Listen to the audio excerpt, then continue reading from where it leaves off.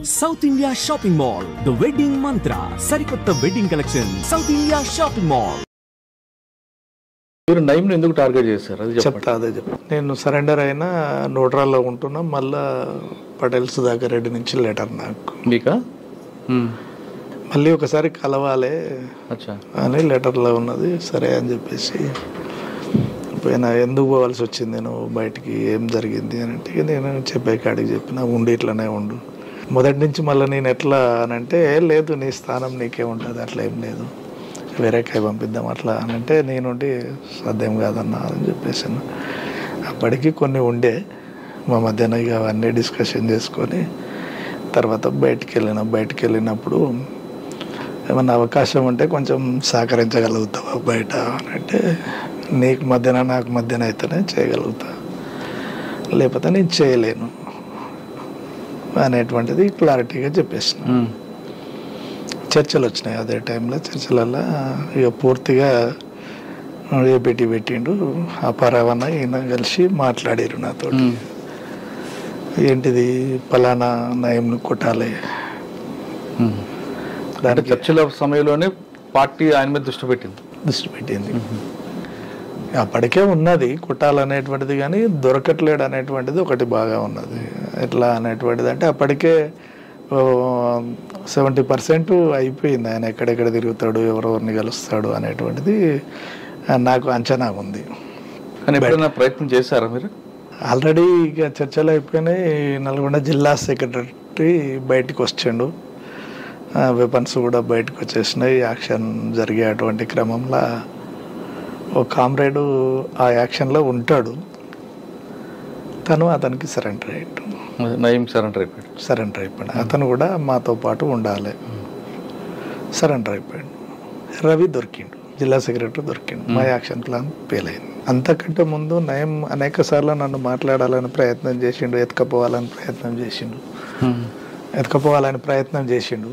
చేసినప్పటికీ ఆయనకు ఉన్నటువంటిది ఏంటంటే అంచనా ఏంటంటే వీడు పటేల్ సుధాకర్ రెడ్డి సూర్యం గార్డు చేసిండు కాబట్టి ఈయన దగ్గర మనం పెట్టుకున్నాం అనుకో ఎప్పటికైనా ప్రమాదం అనేటువంటిది ఒకటి తెలుసు ఆయనకు. ఇక ఆఫీసర్స్ చెప్పిందా తనకు ఉన్నటువంటి అంచనా ఏందో కానీ మొత్తం మీద అయితే ఆపుకుండు, రమ్మన్నాడు. నేను రాననేటువంటిది ఆఫీసర్స్ తోటి కూడా మాట్లాడిచ్చిండు. వినలేదు, పూర్తిగా వినలేదు. తర్వాత ఇది అయిపోయిన తర్వాత, రవి చనిపోయిన తర్వాత కొంతకాలానికే మళ్ళీ 2006లో ఆత్మకూరు పోలీస్ స్టేషన్ బ్లాస్ట్ అయింది. దాంట్లో నా పేరు వచ్చేసింది. నేను దళానికి గెలుస్తున్నా అనేటువంటిది జిల్లా కమిటీలో లెటర్లు పంపిస్తున్నారు అని. దాంట్లో ఏమైందంటే ఆత్మకూరు ఇన్సిడెంట్ అయిన తర్వాత ఆత్మకూరు పోలీసుని ఎందుకని టార్గెట్ చేశారు? మాధవ్ ఎన్కౌంటర్ నిరసనగా. ఓకే, దాని రిటాలియేషన్. దాంట్లో ఏం దొరికాయి, వెపన్స్ దొరికినాయి. కూరగాయల బండి తోసుకుంటూ వచ్చి చేస్తారు, అదేనా ఆత్మకూరు పోలీస్ స్టేషన్? అదేం కాదు, నైట్ టైంలో చేసేసి 6 గంటలకు 7 గంటలకు. ఎవరు ఉన్నారండి? షాన్ పాషా. దాని మీద రైడ్ చేసి ఏం దొరికాయి అందులో? వెపన్స్ ఒక స్టెన్ కార్బన్ దొరికింది, ఒక పిస్టల్ దొరికింది, 2 వెపన్స్ దొరికినాయి. అంతకంటే ముందే స్పెషల్ ఫోర్స్ ఉండి వెళ్ళిపోయింది. ఉన్నది అనేటువంటి దాని మీదనే టార్గెట్ చేసి కొట్టినాం. ఓకే, కానీ అప్పుడు మీకు మీ పేరు రికార్డులోకి వచ్చింది. అప్పటికి చికెన్ గున్యా వచ్చి ఇంటి దగ్గర ఉన్నా నేను. నా కోసం పోలీసు వాళ్ళు తిరుగుతున్నారు. ఇంకా నేను ఏం చేయలేక మళ్ళా శ్రీనివాస్ నాయుడు సార్కి ఫోన్ చేసి, ఏం సార్ ఇట్లా అంటే, మరి నీవు ఉన్నావు అనేటువంటిది అంటారండి. నేను ఎట్లా ఉంటా సార్ అందులో మీరు అని చెప్పేసానన్న. వెంకటేశ్వర్లు అని ఓఎస్డి ఉండే, ఆ ఓఎస్డి గారి దగ్గరికి తీసుకుపోయాడు, మాట్లాడించిండు. నేను అప్పుడు ఒకటే చెప్పిన, నేను ఉన్నా అని చెప్తే కొట్టేసేయండి సార్, దాందేముంది, మీ వాళ్ళు చనిపోయారు కదా, నేను ఉన్నా అని తెలిస్తే కొట్టేసేయరు అని చెప్పిన తర్వాత ఒక 3 నెలలు 4 నెలలు మాకు అర్థమైతేనే ఉంది సిచ్యువేషన్. ఊరు వదిలిపెట్టి హైదరాబాద్కి వచ్చేసిన. తను బయటకు వచ్చినప్పుడే మాకు తెలిసింది.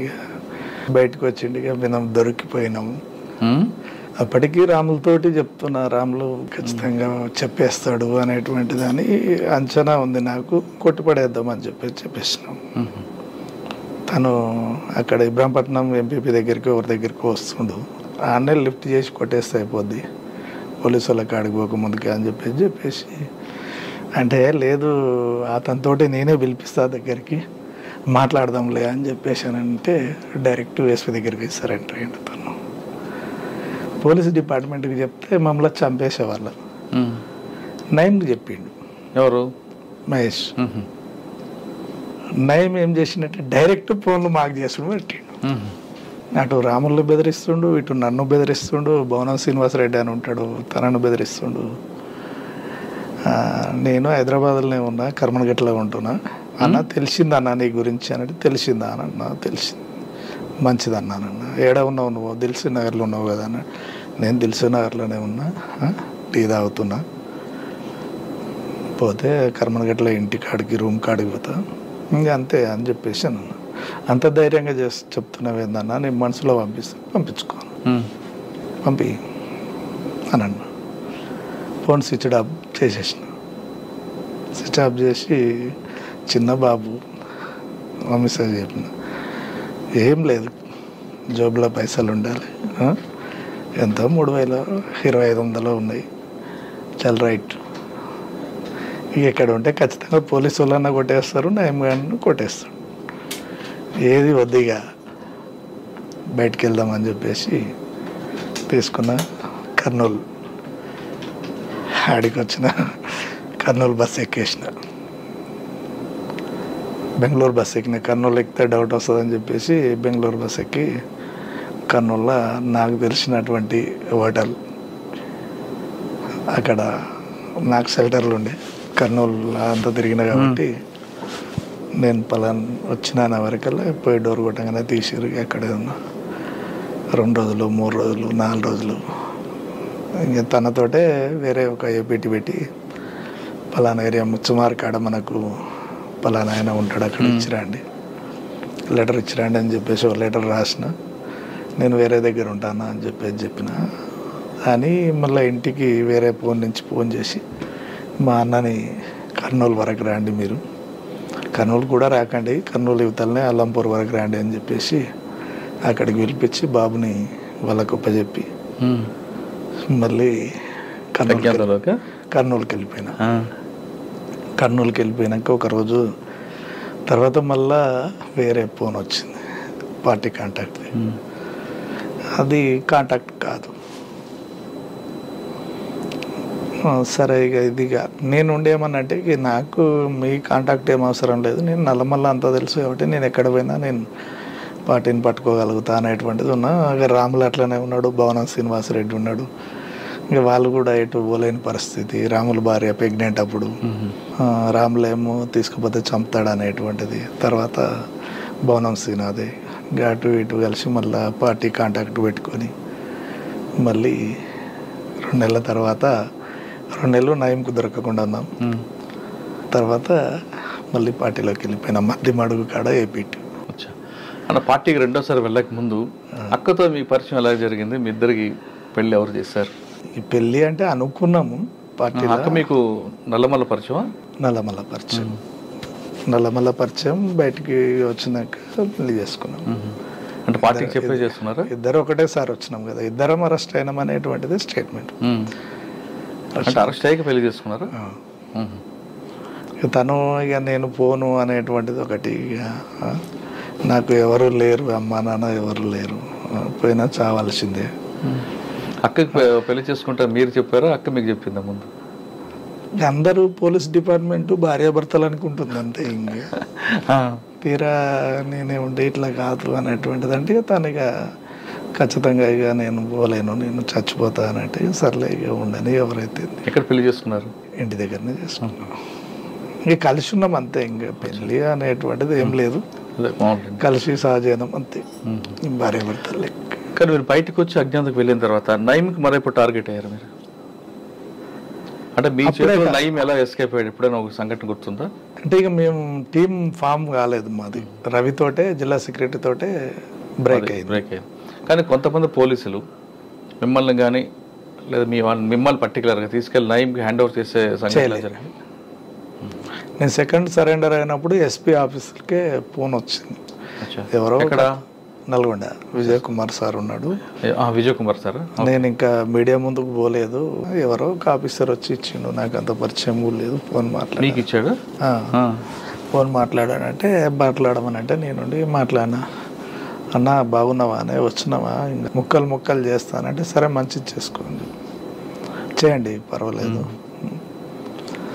అనేటువంటిది అని అన్న. తర్వాత మీకు ఎప్పుడు ఎదురుపడలేదా? ఎదురు పడలేదు నాకు. నేను ఇంకోటి ఏంటంటే అనేక సార్లు ఫోన్లు వచ్చినాయి, నేను రెస్పాండ్ ఇవ్వలేదు.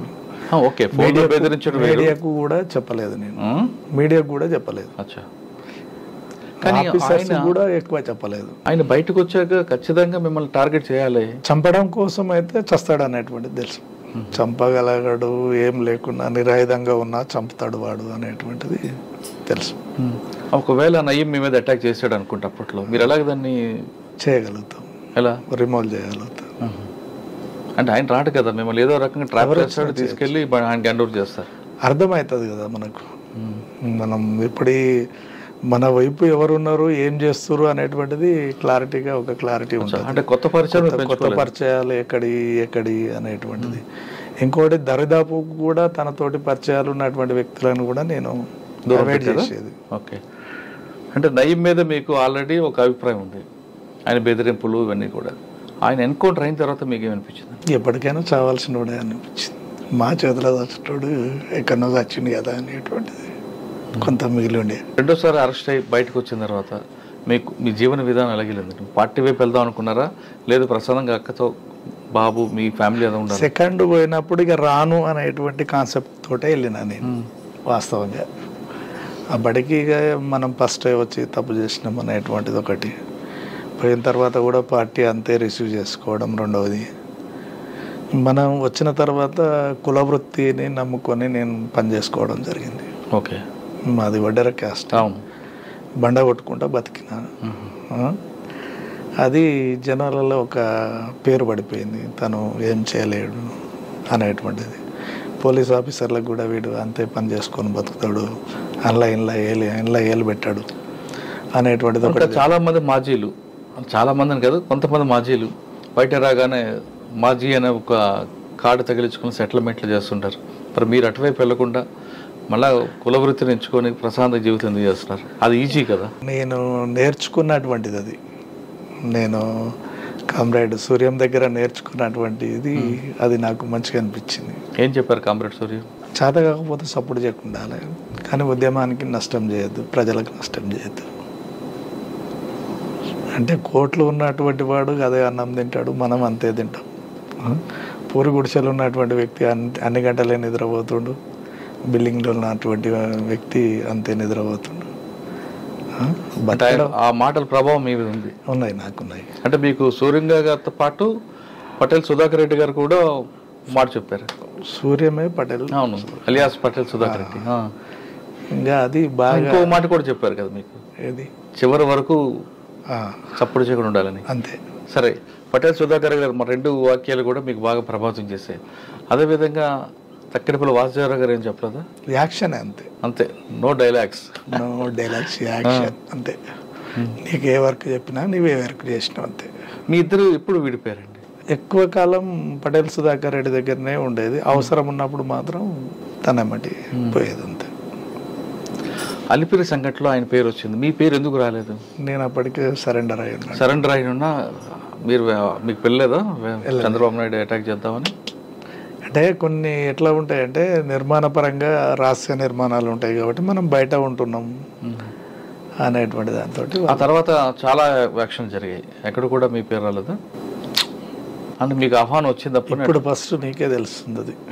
ఇప్పుడు చేసినటువంటి పోలీస్ రికార్డు కూడా లేదు నాది. నేను ఇప్పుడు చెప్పిన కరెక్టే, మీరు లేరు కానీ పార్టీ నుంచి పిలుపు వచ్చింది యాక్షన్ చేయాలని.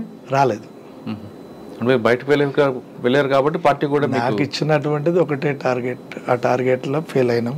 ఏ టార్గెట్? నయంది. అవును. తర్వాత మళ్ళీ ప్లాన్ చేసుకోలేదు, చూద్దాంలే అనేటువంటిది ఉండే. సెకండ్ పోయినప్పుడు అప్పుడు సాంబశివుడు ఉన్నాడు, మళ్ళీ నల్లమలకే పోయినాం. ఆయన ప్లీనరీకి పోయిండు, నేను నల్లమల్లనే ఉన్నా. అప్పుడు రమాకాంత్ జిల్లా సెక్రటరీ ఉన్నాడు, నేను కమాండర్గా ఉన్నప్పుడు ఆయన సభ్యుడు. అంటే మీరు వెళ్ళారు పార్టీలోకి, మీరు యాక్షన్ టీంలో ఉన్నా ప్రజల కోసం ఏదో చేయాలని పార్టీ చేసింది కొన్ని కార్యక్రమాలు, అంటే మంచి చేసింది, దానివల్ల కొంచెం చెడు కూడా జరిగి ఉండొచ్చు. మీకు అనిపించిందా ఈ యుద్ధం ఎంతకాలం ఆగుతుంది, దీర్ఘకాల యుద్ధంగా ఉండిపోతా, లేదు ప్రజలకు సేవ చేయాలంటే మనం బ్యాలెట్ ద్వారా వెళ్దామా అని ఎప్పుడైనా వచ్చిందా మీకు? అది రాలేదు. అంటే బుల్లెట్ ద్వారా వస్తుంది అనుకున్నారా? బుల్లెట్ అనేటువంటిది కాదు, కానీ దోపిడీ చేసే వర్గం ఉన్నంత కాలం, దోపిడీ గురయ్యే వర్గం తిరుగుబాటు చేసే అంతకాలం ఇది కొనసాగుతూనే ఉంటుంది. అంటే నేను చూసినటువంటిది, ఒకప్పుడు జనాలు ఇంట్లో నలుగురు ఉంటే నలుగురు పని చేసుకున్నా కానీ పూట గడవని పరిస్థితి ఉండే తెలంగాణలో. ఎప్పుడు నలుగురు పని చేస్తే ఒకరిది తిండికి సరిపోతుంది, ఒకరిది ఖర్చులకు సరిపోతుంది, ఇంకొకరిది వెనకబడుతుంది. ఇటువంటి కాడ పార్టీ నిలబడలేదు. ఎక్కడైతే ఆకలి, అణచివేత, అణగారిన కులాలు ఉంటాయో అక్కడ పార్టీ అవసరం కంపల్సరీ ఉన్నది. ఇప్పుడు ఛత్తీస్గఢ్ కావచ్చు, జార్ఖండ్ కావచ్చు, దండకారణ్యం కావచ్చు, ఆ ప్రాంతాలలో పార్టీకి అవసరం, ప్రజలకు పార్టీ అవసరం కాబట్టి అక్కడ నిలదొక్కగలుగుతుంది, నిలబడగలుగుతుంది. తెలంగాణలో ఆ అవసరం తీరిపోయింది కాబట్టి పార్టీ దూరమైంది అనుకో, దూరమైంది. ఇప్పుడు జార్ఖండ్, ఛత్తీస్గఢ్లో కూడా అదే సమస్య వచ్చింది అనుకోండి. తెలంగాణలో ఏ విధంగా అయితే సమస్య తీరిపోయిందో, అణచివేత ఎక్కడుంటే అక్కడికి వెళ్ళిపోతుంది, ఎస్టాబ్లిషన్ అయితేనే ఉంటుంది. కానీ కొంతమంది వ్యక్తులు ఏమంటారంటే, మీరందరూ మీలాంటి వాళ్ళకి మీకు కుటుంబం ఉంటుంది, అమ్మా అని ఉంటారు, వీళ్ళందరినీ కాదని పార్టీలకు వెళ్ళి అక్కడున్న బడుగు బలహీన వర్గాల అభ్యుద్ధుల కోసం పనిచేస్తారు. కానీ మీ కుటుంబాలు, మీ అమ్మగారు, మీ నాన్నగారు, మీ భార్య, పిల్లలు, వాళ్ళు అనాథలుగా ఉండడం, వాళ్ళకున్న ఆర్థిక కష్టాలు తీర్చకుండా సమాజం కోసం వెళ్ళడం అనేది ఎంతవరకు సబబు అనేది ప్రశ్నించే వాళ్ళకి మీరు సమాధానం ఏంటి? ముందు మనకి ఉండాలి కదా, మన అమ్మ నాన్న, మన భార్య పిల్లలు, వాళ్ళకి కూడా. అంటే మన అమ్మ నాన్న, మన భార్య పిల్లలు, ఓకే, దానికి నేను యాన్సప్ చేస్తాను. కానీ ఈరోజు అమ్మ నాన్న, అన్నదమ్ముళ్ళు, అక్క చెల్లెళ్ళని చూసేటువంటి ఆప్యాయత అనేటువంటిది లోపించింది. ఈరోజు నేను కూడా అదే కుటుంబంలో ఉంటే నేను మా అన్నల లెక్కనే, మా అక్క చెల్లెళ్ళ లెక్కనే, వాళ్ళ లెక్కనే తయారయ్యేటోని. చాలామంది కూడా చూస్తలేరు తల్లిదండ్రులను చూసి, ఎప్పుడు చూడట్లేదు. అప్పుడు కూడా, ఇప్పుడే కాదు, అప్పుడు కూడా. అప్పుడు చూడకపోయినా బిట్టల శంకర్ అమ్మకి నాన్నకి వెళ్ళి వదిలిపెట్టి అడవిలోకి వెళ్ళారు. ఎప్పుడైనా అమ్మ నాన్న గుర్తుకొచ్చారా? నేను పార్టీలోకి వెళ్ళి బయటకు వచ్చేంత వరకు తిరిగి చూడలేదు. ఎందుకు రావాలనిపించలేదు నాకు. అంటే మరి అమ్మ నాన్న అవసరం లేదా? నాకు ప్రజలతో ఉన్నటువంటి సంబంధం అట్లా ఉన్నది. వాస్తవం మీరు అనేది ఏంటంటే తల్లిదండ్రుల మీద ప్రేమ అనేటువంటిది ఉండాలి కదా, వాళ్ళకి బాధ్యత ఉంది కదా మీకు. అంతకంటే ప్రేమ చూపించేటువంటి ప్రజల మధ్యన ఉన్నది.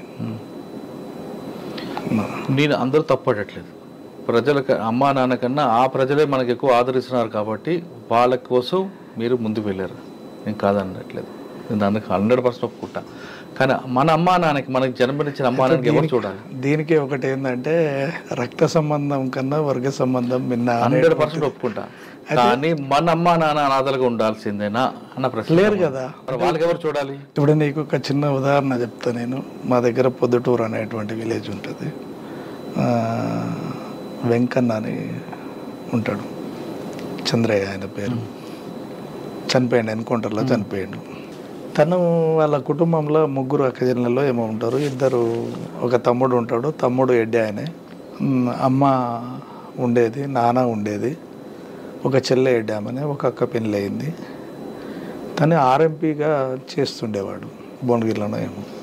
కుటుంబాన్ని పోషించడం కోసమే ఆయన ఉండేది. వాళ్ళ వృత్తిపరంగా సాకలోళ్ళు వాళ్ళు. వాళ్ళ అమ్మ ఇండ్లు తిరిగి అడుక్కొచ్చినటువంటి అన్నాన్ని మిగిలితే దళానికి పెట్టేది. దళానికి పెట్టినందుకు కొట్టిరారు. ఈయనని పోలీస్ స్టేషన్లో పెట్టి కొట్టాడు. కొడితే తను ఏం చేయలేని పరిస్థితిలో దళంలోకి వెళ్ళిపోయింది. అప్పుడు పార్టీ కూడా ఆలోచించింది, నువ్వు ఒక్కనివే ఉన్నావు కదా, మళ్ళీ వస్తే ఎట్లా ఏంటంటే, నాకంటే అనేక మంది ఉన్నారు, అసలు పిల్లలు లేనటువంటి వాళ్ళు ఎంతోమంది ఉన్నారు, మనం ఉండి కూడా ఉద్ధరించేది ఏముంది ఇక్కడ అనేటువంటి కాన్సెప్ట్ తోటి ఆయన బయటకు పార్టీలోకి వచ్చిండు. చివరి వరకు కూడా పార్టీలోనే చనిపోయాడు. తన తల్లి చనిపోయినా, ఎవరు చనిపోయినా కానీ ప్రజలే దానం చేశారు అక్కడ. అంటే ఈ కుటుంబానికి ప్రజలు చూపించినటువంటి ఆదరణ కూడా అంతే ఉంది. అవును, కాదనట్లేదు. విన్నావా? ఇంకన్నా ఉద్యమంలో ఉన్నాడు. ఉద్యమంలో ఉన్నప్పుడే కూడా ఆ ఇంటికాడ బియ్యం లేవంటే కూడా తను వండుకునేటువంటి బియ్యంలోకి వెళ్ళి పావుషేరు పెట్టి ఆ కుటుంబాన్ని నడిపించారు. ఎవరు? ప్రజలు ఆదరిస్తారు. ఒక మావోయిస్ట్ పార్టీ కానీ పీపుల్స్ వారి కుటుంబాలను కానీ ఆదరిస్తారు, ఖచ్చితంగా హక్కున చేర్చుకుంటారు. ప్రజలు ఆదరిస్తున్నారు అనేది నేను కాదనట్లేదు. ప్రజల ఆదరణ ఉంది కాబట్టి పార్టీ మనుగడ రైట్. కానీ ప్రజల ఆదరణ మీద అమ్మానాన్ని విడిచిపెట్టి మనం వర్గం దీంట్లో వెళ్ళడం అనేది ఎంతవరకు సబబు అంటారు? సబబే. మీకు సబబే అంటారా? ఓకే, రైట్, దాంట్లో ఏం లేదు. అంటే మనకు జన్మనిచ్చిన అమ్మని నాన్నని ప్రజల మీద విడిచిపెట్టి మనం ప్రజల కోసం అడుగుబాటు పెడతాం. సరే, ఆ విధంగా వెళ్ళారు. మీరు అనుకున్న లక్ష్యం సాధించారా? సాధించినామంటే కొన్ని మార్పులు అయితే చెందినాయి, కానీ నాకు తృప్తి అయితే ఉందంటారు. ఉన్నది. రైట్. అంటే మేము పనిచేసినటువంటి ఏరియాలో నల్లమల్ల రివర్ మీద అనేక మంది పొట్ట చేత పట్టుకొని వచ్చినటువంటి వాళ్ళు ఉంటారు, చేపలు పట్టుకొని బతుకుతుంటారు. చేపల మార్కెట్ ఇలా 10 ఎంత 200 300 ఉంటే వాళ్ళకి 10 రూపాయల కేజీ 20 రూపాయల కేజీ ఇచ్చి నిలువు దోపిడీ చేస్తుండేవాళ్ళు సావుకారులు. గురుస్వామి అనేటువంటిది మీరు పేరు వినే ఉంటారు, పెంట్లవెల్లిలో పెద్ద కంపెనీ ఉంది, కర్ణాటక అతను ఆయన. అట్లాంటి వాళ్ళు చాలామంది ఉన్నారు. వాళ్ళందరినీ కూడా పిలిచి చేపల రేట్లు పెంచినాం. సరుకులు ఇక్కడి నుంచి పోయి ఒక రోజంతా పోయి సరుకులు మోసుకొచ్చుకునేటువంటి పరిస్థితి ఉండేది. నీకు చేపలు వేస్తారు కాబట్టి నువ్వు ఖచ్చితంగా సరుకులు వాళ్ళు ఏ తెమ్మంటే అవి తెచ్చియాలనేటువంటిది పెట్టినాం. సావుకారులు వలలు కానీ డబ్బులు కానీ ఇచ్చి ఎమ్మటెమ్మటే కట్ చేసుకునేవాళ్ళు. అట్లా కాకుండా వారానికి ఇంత కట్ చేసుకోవాలనేటువంటిది. చేపల రేట్లు పెంచడం, వాళ్ళకు నిత్యావసర వస్తువులు తెచ్చియడం, వాళ్ళు బాగోలేకపోతే హాస్పిటల్లోకి తీసుకుపోవడం, ఇవన్నీ కూడా చేయించినాం. ఆ సాటిస్ఫాక్షన్ ఉంది. అది ఉన్నంత కాలం మమ్మల్ని కాపాడుకోగలిగారు జనాలు. కరెక్టే. కానీ మరి ఇప్పుడు ఎందుకు పార్టీకి ప్రజలు దూరం అయ్యారు? పార్టీ అవసరం లేదంటారు ఇప్పుడు? పార్టీ ప్రజలు ఏం దూరం కాలేదు. పార్టీ ఇక్కడ అవసరం లేదని బయటికి వెళ్ళింది. దాడులు అనేటువంటిది పోలీసు దాడి ఏం చేసిరంటే ఫస్ట్ ప్లేన్ ఏరియాలో కొట్టేసింది. అంటే గ్రామాలలో తిరిగేటువంటి ఇన్సెల్టర్ తీసుకునేటువంటి దళాల మీద దాడులు చేసింది. తర్వాత చిన్న క్రమేపీ ఏ దళం అయితే వీక్ ఉంటుందో ఆ దళాల మీద దాడులు చేసింది. పరిస్థితి ప్రకారం మీరు వెళ్ళారు, మీరు అనుకుని పార్టీలో పనిచేసిన తృప్తి అని మీకు కొంచెం ఉంది, అంతే కదా మీరు చెప్పేది? Yes, right. ఇప్పుడున్న పరిస్థితి చూస్తుంటే మీలాగా కొంత స్వార్థం కాకుండా, స్వార్థంకి లేకుండా ప్రజల కోసం వెళ్ళిన వాళ్ళు చాలా తక్కువ మంది ఉంటారు.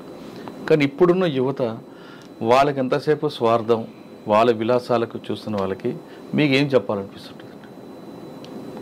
అంటే నేను అడవిలోకి వెళ్ళమని చెప్పడం కాదు, తుపాకు పట్టుకొని చెప్పడం కాదు ఉద్దేశం. వాళ్ళు సమాజానికి ఏ విధంగా ఉపయోగపడతారు, రేపొద్దున మన దేశ భవిష్యత్తుకి వాళ్ళు ఏ విధంగా సహకరిస్తారు ఇటువంటి విలాసాలకు వెళ్తే? ఇటువంటి వాళ్ళని చూస్తున్నప్పుడు మీకు ఏమనిపిస్తుంటుంది?